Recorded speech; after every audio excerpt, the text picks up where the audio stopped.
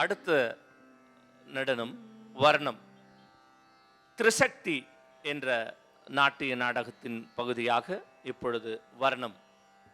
வர்ணம் என்பது பாடலின் ஒவ்வொரு அடியும் அபிநயத்தால் விரிவாக்கம் செய்து பாவங்களை கொண்டும் ஆடும் வகையில் அமைவது. அதுபோல வரிகளுக்கிடையே சொற்கட்டு கோவைகளுக்கு நிறுத்தம் செய்வது அழகு சேர்க்கும் அணியாகிறது. ராகம், தாளம், மெய்ப்பாடு ஆகிய மூவகை சிறப்புகளையும் வர்ணம் கொண்டமைவதால் இது பல்சுவை நயங்களை பெற்று சிறப்பிக்கப்படுகிறது. ஒரு நர்த்தகியின் நேர்த்தியான பயிற்சி முறைகள் இதில் மிக தெளிவாக தெரிய வரும். அரங்கேற்றம் என்றாலும் நாட்டிய அரங்க நிகழ்ச்சிகளிலும் இது முதன்மையான முக்கியமான இடத்தை எப்போதும் பெற்றிருக்கும்.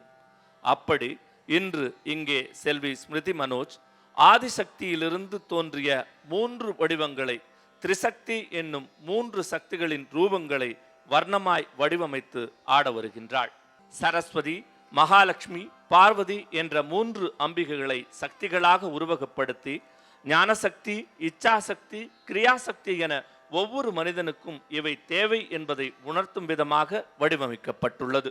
ஞானசக்தியின் தேவியான சரஸ்வதியின் கையில் யாழி முகம் கொண்ட வீணை வந்த காரணம் கதையாகவும், துர்வாச முனிவரிடம் இந்திரன் மரியாதை குறைவாய் நடந்து கொண்ட காரணத்தால் அவரின் சாபத்தால் 7 உலகமும் செயலிழந்து பொலிவிழந்து போன போது அதை மீட்டெடுக்க அசுரர்களும் தேவர்களும் இணைந்து திருப்பாற்கடல் கடைந்த போது பொங்கும் பாற்கடலில் பிறந்தாள் மகாலட்சுமி என்ற காட்சிகளும், ரக்தபீஜன் என்னும் ராட்சசனின் வெறியால் தேவர்கள் உட்பட அனைவரும் அல்லாடி கொண்டிருக்க அவனை அடக்க பராசக்தி காளி ரூபம் எடுத்து வதம் செய்த பிறகும் தனியாத கோபத்தை தனது கணவன் என்றும் தெரியாமல் தள்ளிவிட்டு மிதிக்கப் போகும் போதும் கண்ணினோடு கண்ணினை நோக்க தாயவள் கோபம் தணிந்திட தாழ் பணிந்தாள் சிவனிடம், சரிபாதி அடைந்தாள் அவனிடம் என 3 சக்திகளுக்கும் தனித்தனியாக காட்சிகள் அமைக்கப்பட்டு இந்த 3 அம்பிகைகளும் ஒன்றாய் மூகாம்பிகையாய் இருக்கின்றாள். அவளை போற்றி வணங்குவோம் என்ற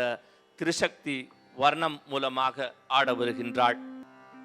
கல்யாணி ராகத்தில் ஆதி தாளத்தில் பவானி திரு எஸ் கிஷோர் குமார் அவர்கள் இயற்றிய பாடலுக்கு